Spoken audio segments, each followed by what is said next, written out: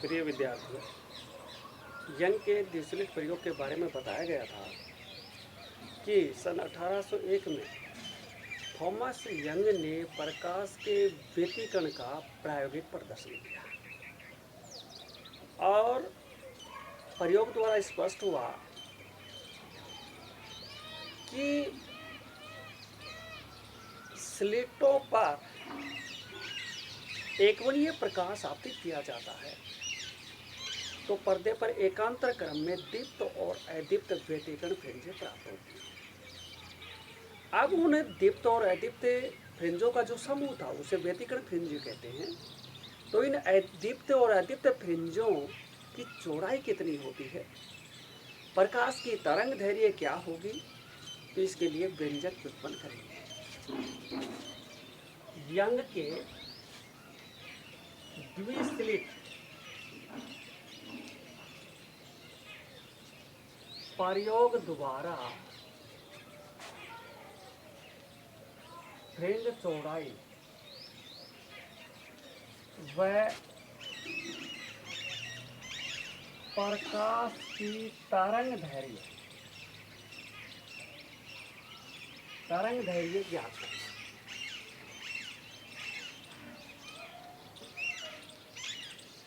देखिए, यंग के द्विस्लिट प्रयोग में स्लिट और S1 और S2 जो थे वो नए प्रकाश स्रोत की भांति व्यवहार कर रहे थे और द्वितीय तरणिकाएं उत्सर्जित कर रहे थे। तो स्लिट S1 और S2 को कला संबद्ध प्रकाश स्रोत कहते हैं। ये स्लिट S1 और ये स्लिट S2 है। इनके बीच की दूरी, स्लिटों के बीच की दूरी d है, स्मॉल d। ये केंद्र हो गया, इन स्लिटों का केंद्र O है और पर्दे का लंबवर्धक ये पर्दा है जिस पर व्यतिकरण फ्रिंजें प्राप्त होती हैं, O' बिंदु पर मिलता है। स्लिटों से पर्दे की दूरी कैपिटल D मान, कैपिटल D। अब देखिए, S1 व S2 से उत्सर्जित द्वितीयक तरंगिकाएं समान प्रकाशिक पथ तय करके पर्दे के O' बिंदु पर पहुंचती है और पर्दे के O' बिंदु पर S1 व S2 कलासमय स्रोतों से उत्सर्जित द्वितीयक तरंगिकाएं O' बिंदु पर समान कला में अध्यारोपित होती हैं और समान कला में अध्यारोपित होने के कारण O' बिंदु पर प्रकाश की तीव्रता अधिकतम होती है और O' बिंदु पर सदैव दीप्त फ्रिंज बनती है। दीप्त फ्रिंज जिसे केंद्रीय दीप्त फ्रिंज कहते हैं, इसे केंद्रीय दीप्त फ्रिंज कहते हैं। दीप्त फ्रिंज बनने का कारण क्या है?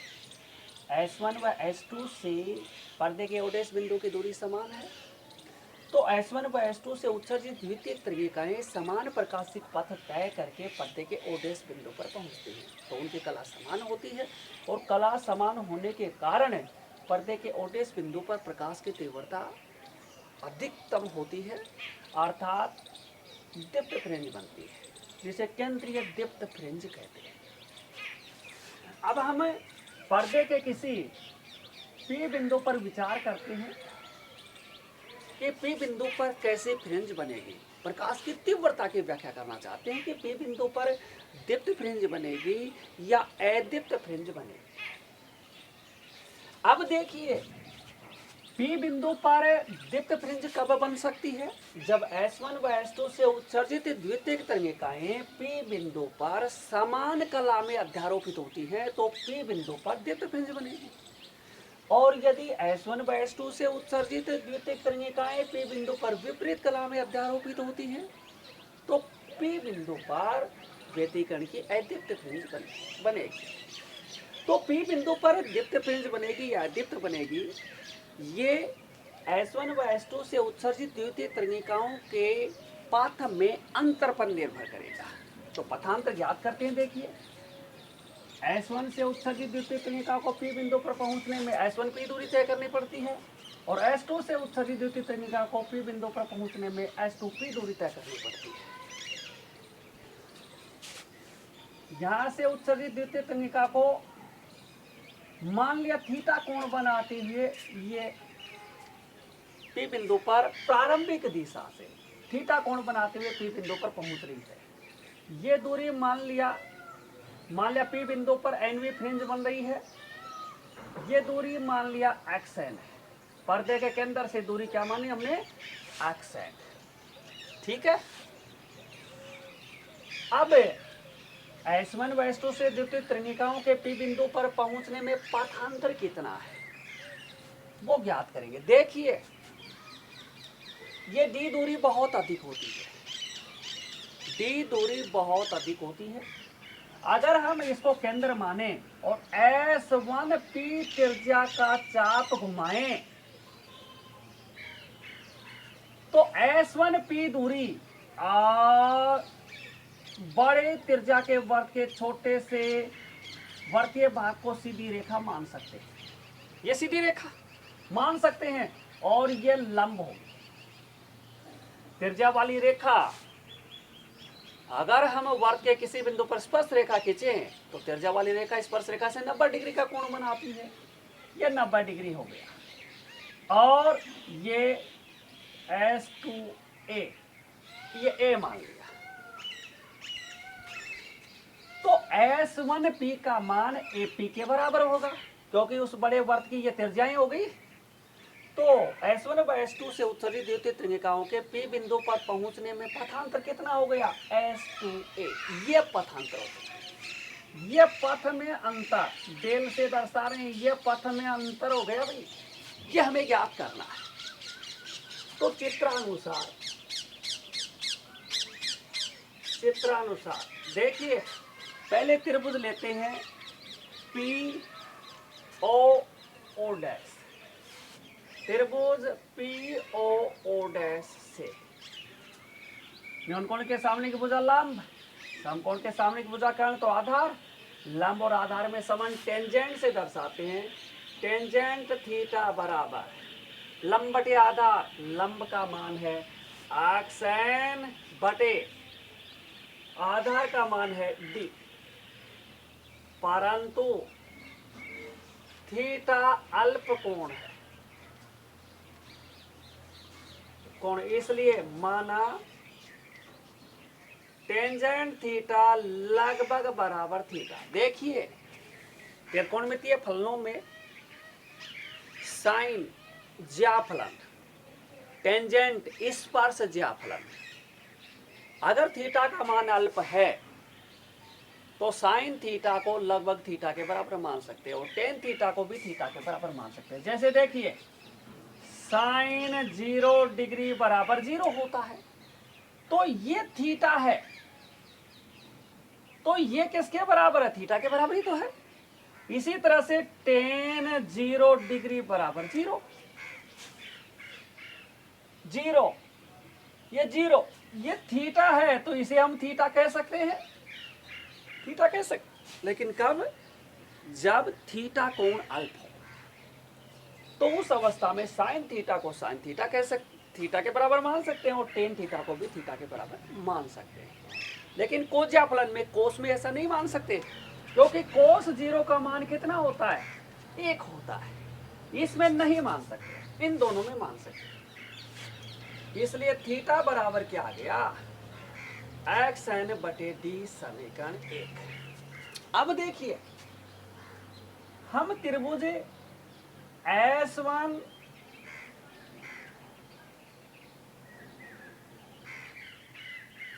अब ये कोण थीटा है तो ये कोण भी अल्प बनेगा, थीटा ही होगा। थीटा के सामने की भुजा लंब ज्ञात कर रहा है, समकोण के सामने की भुजा कर्ण ये ज्ञात है। तो लंब और कर्ण में संबंध है। त्रिभुज लेते हैं अब S1 S2 से साइन थीटा बराबर लंब कितना है? लंब का मान तो हो गया डेल, S2 ये डेल बटे कर्ण का मान हो गया D, परंतु थीटा अल्प है, इसलिए माना साइन थीटा लगभग बराबर थीटा, इसलिए थीटा बराबर डेल बटे डी। समीकरण 2।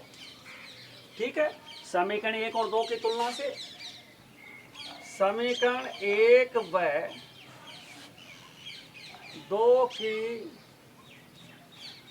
तुलना से क्या गया,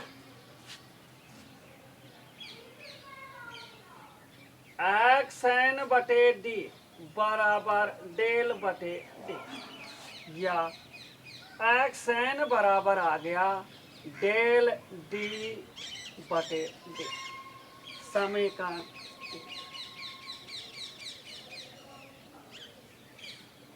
अब डेल डेप्थ फ्रिंजों के लिए आपको बता चुके हैं, डेप्थ फ्रिंज यदि पी बिंदु पर बनती है तो पथांतर लेमडा का पूर्ण गुणज या लेमडा बाई 2 का सम गुणज होना चाहिए, और यदि पी बिंदु पर अदीप्त फ्रिंज बनती है तो पथांतर लेमडा बाई 2 का विषम गुणज होना चाहिए। अब इसके बाद दो स्थितियों पर विचार करेंगे, दीप्त फ्रिंजों पर और अदीप्त फ्रिंजों पर। तो समीकरण 3 की सहायता से अब फ्रिंजों की चौड़ाई ज्ञात करेंगे। देखिए,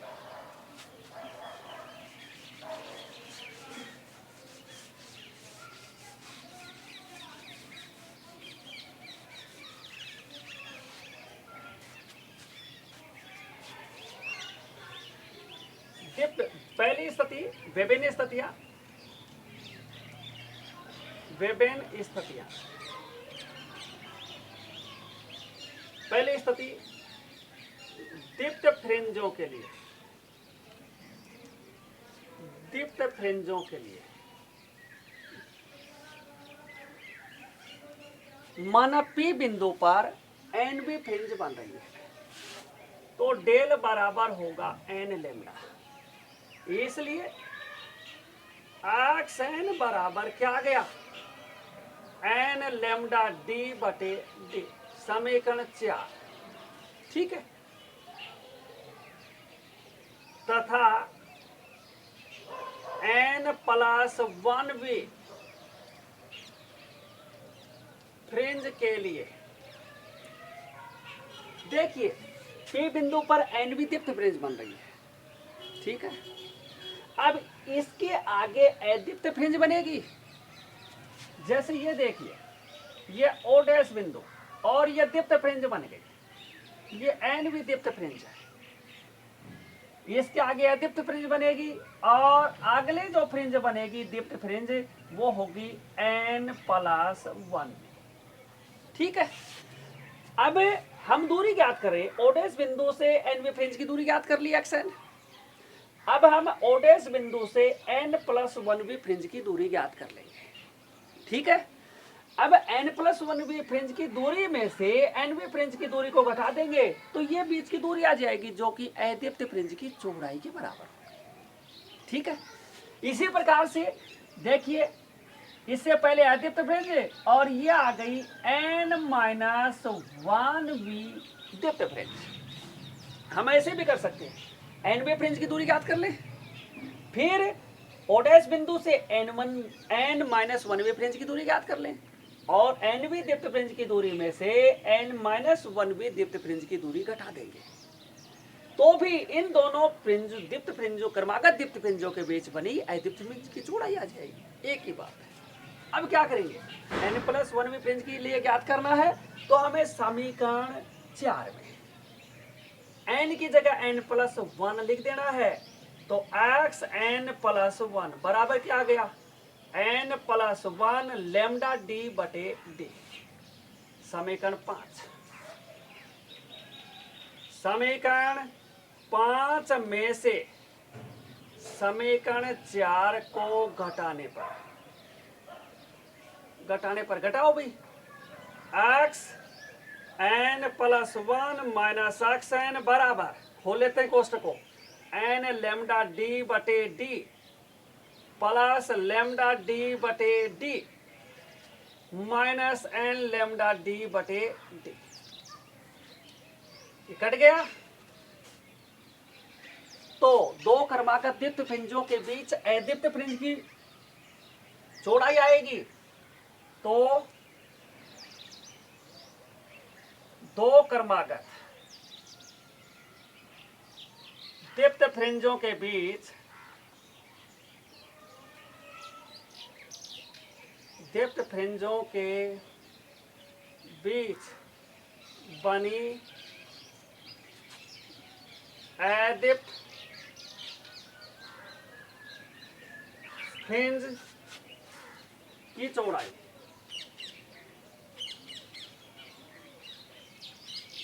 चौड़ाई बीटा बराबर क्या आ गया भाई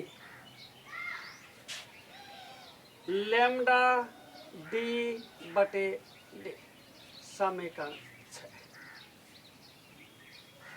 6।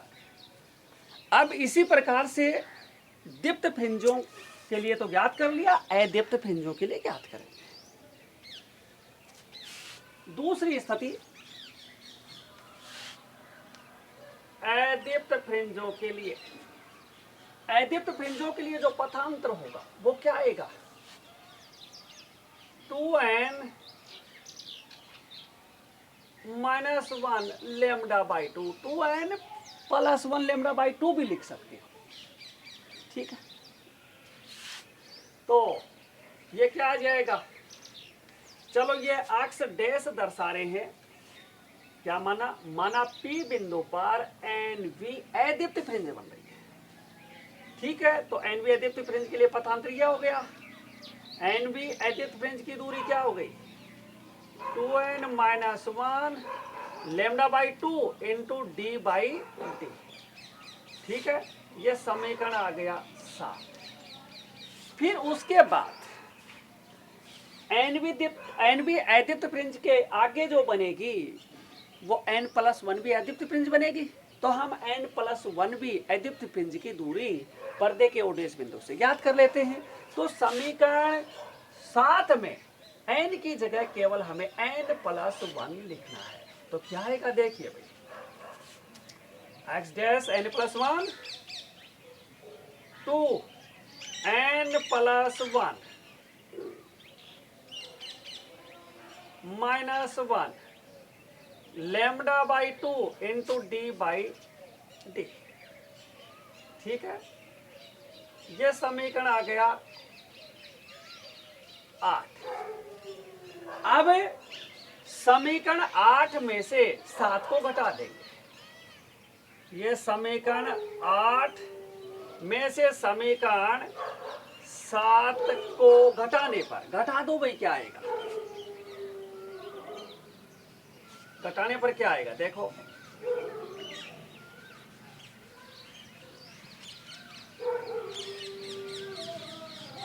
घटाने पर क्या आएगा, कोष्टक को खोल लेते हैं, 2n प्लस 2 एक घटा देंगे तो क्या आ गया 2n minus 1 lambda by 2 D by D, यही आया ना। 2n प्लस 2 आएगा, माइनस 1 है तो प्लस 1 बचा, 2n प्लस 1 माइनस ये घटा देंगे 2n minus 1 lambda by 2 into D by D, ये आ गया। खोल लेंगे कोष्टक को, डैश डैश आएगा, या x dash n plus 1 minus x dash n बराबर,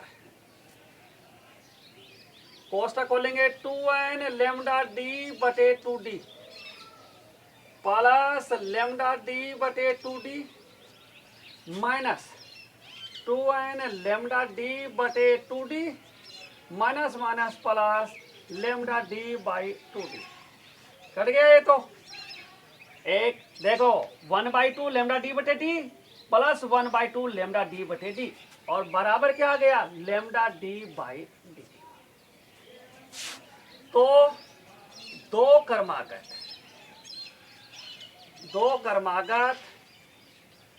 अदीप्त फ्रिंजों के बीच बनी फ्रिंजों के बीच बनी। दो क्रमागत अदीप्त फ्रिंजों के बीच कैसी फ्रिंज बनेगी? दीप्त फ्रिंज बनेगी। बनी दीप्त फ्रिंज की चौड़ाई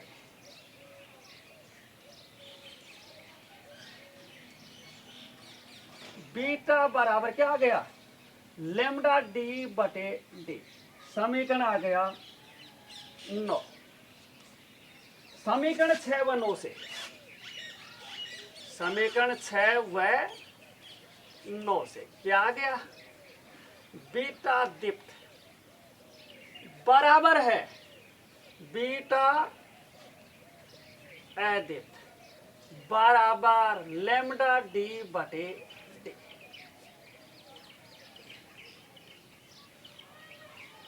ये आ गया फ्रिंज चौड़ाई के लिए सूत्र। इससे क्या स्पष्ट हो रहा है? इससे ये स्पष्ट हो रहा है कि जो दीप्त और अदीप्त फ्रिंजों की जो चौड़ाई है वो एक समान प्राप्त होती है। और फ्रिंज चौड़ाई किन किन बातों पर निर्भर करती है? इस फॉर्मूले में जो जो भौतिक राशि आ रही है उन पर निर्भर करती है। फ्रिंज चौड़ाई प्रकाश की तरंग दैर्घ्य पर निर्भर करती है। तरंग दैर्घ्य कम होगी तो फ्रिंज चौड़ाई कम होती है, तरंग दैर्घ्य अधिक होगी तो फ्रिंज चौड़ाई अधिक होती है। कलासमन स्रोतों से पर्दे की दूरी पर निर्भर करती है और दोनों कलासमन स्रोतों के बीच की दूरी पर निर्भर करती है। तो निर्भरता को अगले टॉपिक में और अधिक विस्तार से इस पर आधारित है जो प्रश्न बनते हैं, न्यूमेरिकल प्रश्न बनते हैं, निर्भरता का अध्ययन करेंगे, किस प्रकार से निर्भर करती है और इस पर आधारित है न्यूमेरिकल प्रश्न क्या बनते हैं, उनका भी अध्ययन विस्तार से करेंगे। धन्यवाद।